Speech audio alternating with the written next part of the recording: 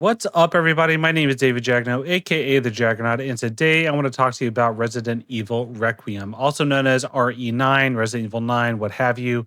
I got to check out an early preview build of this game over at Capcom's office in San Francisco, California. They invited me to a demo event checking out this game and a couple of others, and I came away extremely happy and impressed. I have been a Resident Evil fan ever since the original came out on PlayStation 1 years and years ago. I've played almost every entry in the franchise, and I really am excited for Requiem after having played it for myself. As you can see here, you can see Grace attached to a hospital bed. This is exactly how my demo began. What follows after this is basically a series of chases with this weird, creepy monster creature through this house. Kind of reminded me of the fetus baby thing from RE8, as well as Mr. X in the Resident Evil 2 remake and the Baker house in Resident Evil 7. Capcom really loves having you get chased around a house in a creepy mansion or a hotel or whatever. It's definitely something they love to do, and they're doing it again here. I've really was impressed visually. I think it follows on from a lot of the elements that made Resident Evil 7 really stick with me. Just mentally, the vibes I think are really strong in this game. I like that you can switch between first and third person perspective. You can do it at will pretty much anytime you'd like, just in the menu. In my demo, I mostly played in first person because it felt most appropriate for the vibes of that area that I was in, but you can switch to third person and it does offer a bit of a different perspective, kind of a more action type of angle that doesn't have you really in the shoes of Grace as much. So it doesn't feel quite as unnerving or oppressive with how creepy and claustrophobic some of the areas can feel. So when you're playing a third person, you get a much larger field of view, of course, and you can just see more of the environment around you, which kind of changes the perspective of things like being chased by a monster. Things like that just feel a little different in third person. But in first person, it absolutely nails that sort of just really suffocating terror that is so ubiquitous with survival horror these days. I think PT really kind of kickstarted that entire sort of shift in the genre. All the footage that you're seeing here is not my own footage. I grabbed all of this from official trailers and gameplay clips and developer interviews and things like that on YouTube. Because I was not able to record my gameplay at the demo event, unfortunately, I don't have a portable capture device that I can bring to events like that, and there was no B-roll available for this game. So I'm just grabbing clips from trailers and things like that that I found on YouTube. But as you can see, this it does give you a good idea of what I played because it's very similar footage. I had a lighter just like that. I had to go through the different environments. I had to run from this creature. I had to, find a screwdriver to get a fuse to unlock a door, typical Resident Evil type stuff.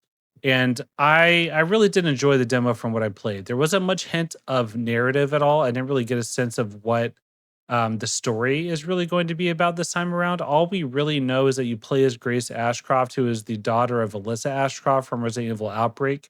We know that this game takes place 30 years after the Raccoon City events at the end of Resident Evil 2 and 3, where the city is destroyed, more or less. So this is 30 years later from that. This is the first time in the timeline we are returning to Raccoon City since those events. So that is a pretty big deal narratively for the Resident Evil universe. I'm excited to see what that's going to be like. I'm excited to sort of see what has transpired, what is going to be different in that location. That means that we're going to be, close to the Raccoon City Police Department. We're going to be close to the manor from the original game. A lot of those locations that are sort of legendary in the lore now, we're going to be seeing them again for the first time in 3 decades. So that's pretty exciting. I think I'm really interested to see where they go narratively with this game. This is the reveal trailer from a few months ago, or it could have been last year. I can't even remember when the game was originally unveiled. I think it was a few months ago. And you can see here, they're going for a very sterile vibe. Grace is an FBI agent, but she's also very young. I saw in interviews that they talked about how they chose a new character like her because they wanted the player to experience fear. They wanted you to play as a character that is not a trained, seasoned veteran of fighting zombies and creatures and monsters. You're not Leon, you're not Chris, you're not Claire, you're not Jill.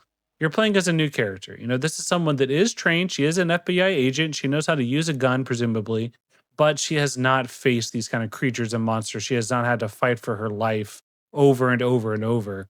And I think that really comes through. And the demo that I played, the way that it ends, this I guess is kind of a spoiler, sorry, but the way that the demo ends is Grace gets dragged away by this monster into the darkness.